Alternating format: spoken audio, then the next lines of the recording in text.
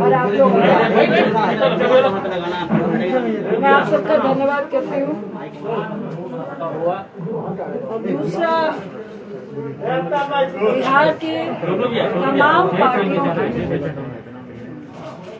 MLA, MPs, छोटे जनप्रतिनिधि, बड़े जनप्रतिनिधि, इवन जदयू के भी, भाजपा के भी, राजद के भी, सीपीआई सीपीएम के भी, तमाम लोगों ने, कांग्रेस के भी, तमाम कई मंत्रियों ने भी जो सपोर्ट किया पप्पू जी को, उसके लिए मैं उन सबका धन्यवाद करती हूँ। तीसरी बात, बहुत राजनीतिक लोग भी चाहते थे कि आज की प्रेस कॉन्फ्रेंस में हम लोग भी साथ आपके खड़े हो। मैं उन सब से माफ़ी चाहती हूँ, क्योंकि मेरा मकसद आज भी, अभी तक राजनीति खेलने का नहीं है। ये महामारी का वक्त है, इसलिए मैं उन सब से माफ़ी चाह रही हूँ, क्योंकि सत्ताधारियों को ऐसा कुछ भी मैं महसूस नहीं कराना चाहती जिसकी आड़ में वो लगे हुए हैं। ये महामारी का वक्त है, लोगों को बचाने का वक्त है, इसलिए मैं माफ़ी चाहूँगी कि मुझे ये प्रेस कॉन्फ्रेंस को राजनीतिक लोगों के साथ नहीं करना है। मैं उन सब का धन्यवाद करती हूँ कि जो तहे दिल से पप्पू जी के साथ है। सही मायने में देखिए, लोग पप्पू जी के साथ इसलिए नहीं खड़े हैं कि अभी 4 दिन में चुनाव हो रहा है या कुछ ऐसा होने वाला है, क्योंकि बहुत बड़ी पार्टी है। आज इसलिए खड़े हैं लोग क्योंकि महामारी चल रही है, पैंडेमिक चल रहा है, दूसरी लहर चल रही है और कईयों की जानें जा रही हैं। सब लोग भयभीत हैं और उस भय में हम और आप एक दूसरे का सपोर्ट बन रहे हैं।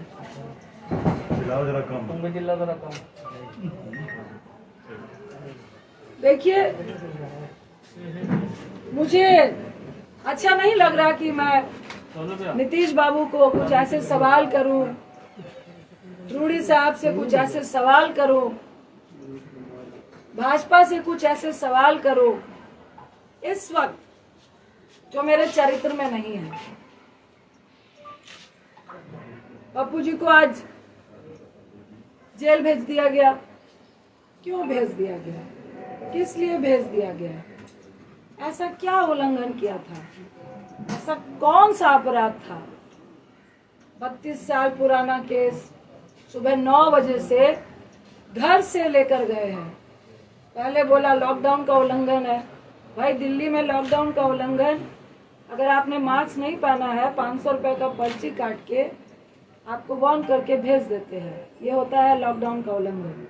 अगर आप ब्रैकेटिंग के पास है, जाना चाह रहे हैं, आपके पास कोई सर्टिफिकेट या आप किस लिए जा रहे हैं नहीं है, तो आपको 1000 रुपये 2000 रुपये का चालान है। लॉकडाउन का उल्लंघन वही होता है।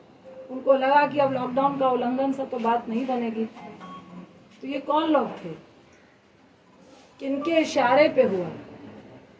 नीतीश बाबू, अगर आप इतने कमजोर और असहाय महसूस कर रहे थे तो भैया हम लोग को भी फोन करके बता देते कि भाई मैं मजबूर हूँ, बहुत कम विधायक आए हैं और भाजपा का सिर्फ बिहार में नहीं पूरे देश में गुंडा राज चल रहा है। जो वो चाहते हैं वो ही करते हैं। सत्ता में अगर आप हैं तो वो चोर नहीं है, अगर आप सत्ता में नहीं है तो आप चोर हैं। मुझे तो परेशानी के साथ हंसी भी आ रही थी कि ना चोर को पकड़ूंगा ना चोरी को पकड़ने दूंगा, ना मैं खुद काम करूंगा ना किसी को काम करने दूंगा। देखिए मुख्यमंत्री साहब, ये किसी पर छीटाकशी का वक्त नहीं है। अब मुझे आपसे कोई निजी दुश्मनी नहीं है। मैं तो आपसे ये पूछना चाहती हूँ कि आपको आखिर हो क्या गया है, इतने अपंग क्यों हो चुके हैं? ऐसी कौन सी चीजें हैं जिसके दबाव में आप वो सब कुछ कर रहे हैं जो बिहार को गवारा नहीं है? क्या बालिका गृह कांड है? क्या आपकी बहुत सारी फाइलें हैं? क्या आपके केस है? नीतीश बाबू, मेरा मन नहीं है लेकिन बताइए, 91 में आप पे हत्या का केस हुआ, 2011 में आपने उसको रफा दफा किया, और हम भी चाहते हैं, हम भी समझते हैं कि राजनीति में केसेस होते हैं, कानून अपनी कार्रवाई करता है। 89 पे पप्पू जी पे केस हुआ, अभी वो तीनों लोग जो इस कांड का सूचक था, जो जिसने बोला कि मेरा किडनैप हुआ, और जो गवाह था, उन तीनों का वीडियो चल रहा है कि ये केस फर्जी है। 32 साल पुराना केस आपको इस महामारी के वक्त याद आया, क्यों? इसी में सारी बातें छुपी है। रूडी साहब, क्या बोलूं, मुझे तो एक शब्द नाम लेने का मन नहीं कर रहा, और मैं उनसे ये सबसे पहले मैं आपके माध्यम से उनसे पूछती हूँ कि आपका राजनीतिक इतिहास क्या है? आप राजनीति में कैसे आए, क्या संघर्ष किया? मैं पूरी बात रूडी जी नहीं बताऊंगी। आप पायलट थे, आप कैसे क्या किए, किनको नौकरियां दिलाइया, किसके आशीर्वाद से आप राजनीति में आए, कैसे मंत्री बने, और आपके घर में उत्तराखंड में फार्म हाउस से लेकर, बिहार से लेकर, दिल्ली से लेकर, कहां कहां पे जितने भी स्टाफ हैं, रूडी साहब आप ही बता दीजिए, सैलरी कहां से उठाते हैं? जो कॉन्स्टिट्यूशन क्लब में आपको इंचार्ज बनाया गया, वहां पे कितना घोटाला हुआ वो आप ही बताएंगे। वहां कितने स्टाफ हैं और कितने काम कर रहे हैं, और कितने आपके यहाँ पे काम कर रहे हैं, वो भी आप ही बताएंगे। आप स्किल इंडिया के मिनिस्टर थे, मोदी साहब ने आपको क्यों हटाया, वो भी आप ही बताएंगे। एम्बुलेंस के ड्राइवर को स्किल इंडिया के तहत आपको ट्रेनिंग देनी थी, क्यों नहीं दी, वो भी आप ही बताएंगे। मेरा तो सवाल इतना है कि जिनके घर पत्थर शीशे के हों, और वैसे लोगों को पत्थर मत मारिए जो सड़क पे पहले से खड़ा है। इतना आसान नहीं होता है, ये कोई ड्रामा या नाटक नहीं चल रहा है कि हम पिक्चर खिंचाने के लिए लाशों के ढेर पे जा रहे हैं, फोटो खिंचाने के लिए शमशान घाट में जा रहे हैं, फोटो खिंचाने के लिए अस्पताल अस्पताल घूमने का काम कर रहा है। ये मजाक नहीं है। रूडी साहब, मुख्यमंत्री साहब और ये भाजपाइयों कमरे में बैठ के लॉबी लॉबी खेलने में बहुत मजा आता है, मॉडलिंग करते हुए सेटिंग करने में बहुत मजा आता है, और रूडी साहब की राजनीति हैसियत राजनीतिक व्यक्ति से ज्यादा सेटिंग और लॉबी लॉबी करने वाली है। आज उसी के बल पे जिस तरह आपने पप्पू जी को जेल भेजने का काम किया है, भाई वो तो सड़क पे खड़े थे, अपनी मौत का कफन बांध के परिवार को, पत्नी को, बच्चे को, तमाम लोग को छोड़ के पहले ही अपनी जान देने के लिए खड़े थे। आपने उनको जेल भेज दिया, डरा दिया आपने। कितना डराएंगे? आपने तो मुझे भी जगा दिया। मैं एक सेकंड भी बाहर मास्क के बगैर नहीं रहती हूँ, लेकिन आज हूँ, आपने किया।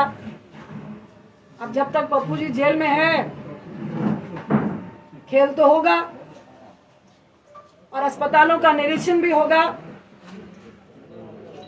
जो बेड आप लोग बेच रहे हैं प्राइवेट और सरकारी, और जिन माफियाओं से मिलकर ड्रग्स की कालाबाजारी हो रही है, ऑक्सीजन की कालाबाजारी हो रही है, रेमडेसिविर की कालाबाजारी हो रही है। ये खुंदक सिर्फ पप्पू जी के राजनीतिक कद से नहीं है, ये खुंदक आपकी और ड्रग्स कंपनियों की, अरे बोल लो भाई, तुम्हें लोग पीछे जो एक साथ मिली भगत से जो आप पैसा कमाने में आज बिहार में रोक लग रही थी। हर अस्पताल में लगातार लोग रोक लगा रहे थे। हर अस्पताल में एक तरफ 95,000 का ऑक्सीजन सिलेंडर मिल रहा था, तो कोई व्यक्ति आपको फ्री में पहुंचा रहा था, आपकी दुकान बंद हो रही थी। आपने छेड़ा है, अब तो हम लोग भी चप्पा चप्पा छानेंगे। कितनी मिली भगत है, ये तो सबके सामने है, सरेआम है कि जहां पर शमशान घाट में 200 लाशें जल रही है, वहां आप 10 दिखाते हैं। सिर्फ बिहार में नहीं, हर जगह पे, उत्तर प्रदेश में, दिल्ली में, मध्य प्रदेश में, जहां जाइए वहीं ये हाल है। देखिए, सत्ताधारियों को उतना ही डराना चाहिए जितने में लोग डरे। इतना भी मत डराइए कि लोग डरना भूल जाए। और जो सड़क पे खड़ा हुआ व्यक्ति को आप जब डराने की कोशिश करते हैं, मौत का कफन बांध के खड़ा हुआ व्यक्ति, उस व्यक्ति को जब आप डराने की कोशिश करते हैं, तो डर खुद डर जाता है। ये सत्ताधारियों को समझना चाहिए। और इस महामारी में भी सबसे बड़ी अगर कोई महामारी है, वो है लालची सत्ताधारी, जो इस बड़ी महामारी से भी बड़ी महामारी है। वैसे लोग जो आज सत्ता में विराजमान है, जो जनता को मरते देखकर कीड़े मकोड़े समझते हैं और खुद को उनको मारने वाली दवाई समझते हैं। मुख्यमंत्री साहब, आप और आपका गैंग और ये भाजपाई आज जनता को महामारी में कीड़े मकोड़ों की तरह मारने वाली आप लोग दवाई बने हैं। महामारी से अगर 10 लोग मर रहे हैं, पर आपके कारण 500 लोग का आंकड़ा जो हो रहा है, वो आप लोग के कारण हो रहा है। वो आपकी दी हुई असुविधा के कारण हो रहा है, वो आपकी अव्यवस्था के कारण हो रहा है। पप्पू जी का क्या दोष था? आपके तमाम सरकारी अस्पतालों का निरीक्षण, जिसमें आप रूम में बैठ के मास्क लगाकर जूम से बता रहे हैं कि 25,000 रेमडेसिविर है, इतने ऑक्सीजन सिलेंडर है, इतनी दवाइयां हैं, इतने बेड हैं, इतने वेंटिलेटर हैं। क्या आपने ये बताया कि कितने वेंटिलेटर काम कर रहे हैं? अरे मेरी ही कंस्टिट्यूंसी में 6 वेंटिलेटर है, पर मैं राजनीति नहीं कर रही थी। लेकिन इसका ये मतलब नहीं, जो कह रहे थे कि मधेपुरा और सुपौल की खबर लीजिए, आपको डाटा दूं क्या? वहां पे कितने ऑक्सीजन सिलेंडर है, कहां कहां क्वारंटाइन सेंटर है, और कितने आपके वेंटिलेटर चल रहे हैं, और कौन लोग वहां पे जा रहे हैं। अरे आपके पास तो डॉक्टर और नर्स भी नहीं है जो ये बता सके कि ऑक्सीजन देना कैसे है। आपने 120 रेमडेसिविर दिए हैं, आपने 250 ऑक्सीजन सिलेंडर दिए हैं। हमने पूछा सिविल सर्जन को, भाई साहब 500 लोगों को ऑक्सीजन लगेगा तो क्या करेंगे? तो मैडम दरभंगा में बैकअप है। तो हमने कहा व्यक्ति मरेगा तब तक आप लेकर आएंगे, आप मुंह मत खुलवाइए। और हम लोग सिर्फ मुंह इसलिए नहीं खोल रहे हैं कि लोग पैनिक नहीं हो, लोग नहीं डरे, लोग भयावह नहीं हो। क्योंकि जिसका 95 भी ऑक्सीजन होता है, अगर उसको ये मालूम चल जाता है कि अस्पताल में ऑक्सीजन सिलेंडर नहीं है, उसका ऑक्सीजन लेवल वहीं से 90 और 88 चला जाता है। इस दर्द के कारण आपकी बातों को नहीं बोल रहे, इस दर्द के कारण आपसे हम लोग बात नहीं करना चाह रहे थे। लेकिन आज जिस तरह की स्थिति आपने पैदा की है, तो नीतीश बाबू आपको भी जवाब देना पड़ेगा, रूडी जी आपको भी जवाब देना पड़ेगा। और ये कौन सा मंत्रालय है जो फेलियर के नाम से, कौन से लोग हैं, कौन से ब्यूरोक्रेट्स हैं जिनको आपने कभी अपना ओएसडी बनाया, फिर उनको मंत्री बनाया, और आज वो सबकी मिली भगत से उनकी दुकान नहीं बंद हो जिसके लिए आप मुंह बंद कराना चाहते हैं। अरे कितनों का मुंह बंद कराएंगे? और शर्म आनी चाहिए, और थोड़ा डरिए, आप पप्पू जी को जेल में बंद कर देंगे तो क्या लोगों को मरने देंगे? आपकी ये मंशा है कि लोग मरे और हम तमाशा देखें? गोल्फ के मैदान में गोल्फ खेलते हुए कि भाई स्थिति बहुत पैनिक है, मुझे तो बहुत डर लग रहा है, आई एम वेरी सेफ, कहने में बहुत मजा आता है। मोदी साहब आप भी आइए, जो सेंट्रल में चुप्पी साध के बैठे हैं, ये आपके ही क्रियाकलापों का प्रेरणा है जो आज आपके लोग कर रहे हैं। पहले जब सेकेंड लहर आई, दूसरी लहर आई, तो आप सत्ता के जुनून में, जीतने के जुनून में इतने पागल थे कि हमारे देश में ये जो महामारी की आपदा है, ये प्राकृतिक आपदा से ज्यादा WHO और पूरे वर्ल्ड के कंट्री का ये कहना है कि 90% हमारे देश की जो आपदा है वो मैन मेड है। आपके प्रधानमंत्री, आपके सत्ताधारियों ने इसको जबरदस्ती फैलाने का काम किया है, लोगों को मारने का काम किया है। और आपको शर्म नहीं आ रही कि उस बीच में अगर कुछ लोग अपनी जान की परवाह किए बगैर आपकी मदद करना चाहते हैं तो आप जेल खेल रहे हैं, आप राजनीति खेल रहे हैं, आप लॉबी खेल रहे हैं। देखिए, मुझे लॉबी खेलने का कोई शौक नहीं है, ना इस वक्त राजनीति खेलने का शौक है, और ना ही जो खेलेगा उसको खेलते देते रहने का, देखने का शौक है। देखिए, जो चौराहे पे है वो तो रहेगा, जो डर रहा है वो इस बात को समझे कि जल्द से जल्द अगर पप्पू जी की रिहाई नहीं हुई और ये ड्रामा चलता रहा तो बहुत जल्द आपको भी मुख्यमंत्री आवास से निकलना पड़ेगा, आपके मंत्रियों को मुख्यमंत्री आवास से निकलना पड़ेगा और चौराहे में खड़ा होना पड़ेगा और जवाब देना पड़ेगा। ये दिल्ली में बैठ के जूम से काम नहीं चलेगा। अगर आज आप फर्जी केस में पप्पू जी को जेल में डाल के ये जो प्रशासन और डॉक्टर का खेला खेल रहे हैं, 3 दिन से उनको पटना से मधेपुरा, मधेपुरा से वीरपुर, और अभी प्रशासन और डॉक्टर के सूत्रों से हम बता रहे हैं कि उनको दरभंगा आप भेज रहे हैं, और उसमें डॉक्टर बोल रहे हैं कि हमने लिखा है कि higher medicine, higher doctor facility की रिक्वायर। अब प्रशासन जाने की उनको कहाँ भेजना है, प्रशासन कह रहा है कि डॉक्टर जाने की उनको कहाँ भेजना है। अरे आपका तो एक भी हॉस्पिटल में ऑक्सीजन सिलेंडर नहीं है। आप पप्पू जी का सीवियर इन्फेक्शन है, सुन लीजिए, शुगर के पेशेंट हैं और 1.25 महीने पहले उनका गॉल ब्लैडर का ऑपरेशन हुआ है, उनके लीवर में 30% प्रॉब्लम है। और अभी मैं आते वक्त भी जो डॉक्टर ने ऑपरेट किया उनसे बात करके आई हूँ कि हैवी रिस्क है कि उनको दोबारा इस हालात में इन्फेक्शन के चांसेस हैं, क्योंकि बहुत नया ऑपरेशन है। उसके साथ ही उनको सीवियर इन्फेक्शन थे, जिसकी सारी रिपोर्ट आपको दी गई है। मैं फिर आपको आगाह करूंगी कि ये खेला बंद कर दीजिए, ये राजनीति बंद कर दीजिए, उनको रिहा कीजिए, और आपके जेल के अंदर वो पॉजिटिव होके आएंगे तो ना मैं माफ करूंगी, ना आपको जनता माफ करेगी। और सिर्फ माफी से काम नहीं चलेगा। अगर चंद दिन के अंदर, 2 दिन के अंदर पप्पू जी रिहा नहीं होते हैं और आप ये डॉक्टर और प्रशासन का खेल खेलते हुए उनको हर दिन गाड़ी में 4-4 लोगों के साथ बैठा के जो घुमाने का आप काम कर रहे हैं, तो आप भाजपाई लोग भी सुन ले, मुख्यमंत्री साहब भी सुन ले। रूडी साहब, आपकी जो एम्बुलेंस घर में थी वो सरकारी खजाना था, और एक तरफ लोग 12,000 रुपए पर किलोमीटर एम्बुलेंस के लिए दे रहे थे और तब भी नहीं मिल रही थी। मैं अनशन में बैठूंगी जब तक आपको जेल के अंदर नहीं कर दिया जाएगा। ये खेला खेलना बंद कर दीजिए, ये गंदी राजनीति महामारी के वक्त बंद कर दीजिए।